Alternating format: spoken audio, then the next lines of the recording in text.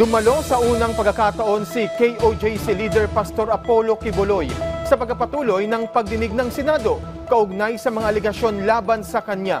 Yan ang balitang pambansa ni Daniel Manalastas ng PTV. Daniel? Yes, Alan, magandang tanghali.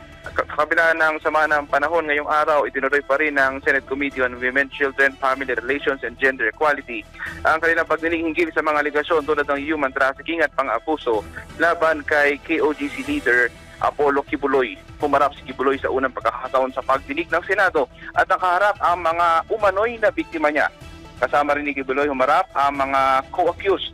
Kinumpronta agad si Kibuloy ng isa sa umano'y na biktima niya at inilahad ang mapait na sinapit umano sa kanya. Katulad na lang umano ng pang-abuso. Sa opening statement naman, sinita ni Senator Risa Hontiveros si Kibuloy dahil sa hindi pagsipot nito sa mga pagdinig. Naanya'y pinilit iniwasan ang Senado at kung ano-anong kondisyones umano ang nilatag pa nito. Sa pagharap naman, Alan, ni Foreign Affairs Secretary Enrique Manalo, iniulat ng kalihim na wala pa silang natatanggap na formal na extradition request mula sa Estados Unidos. At oras na makatanggap raw sila ng formal na request, pag-aaralan nila ito. Mula sa PTV, Daniel Manalastas para sa Balitang Pambansa. Balik sa inyo, Alan.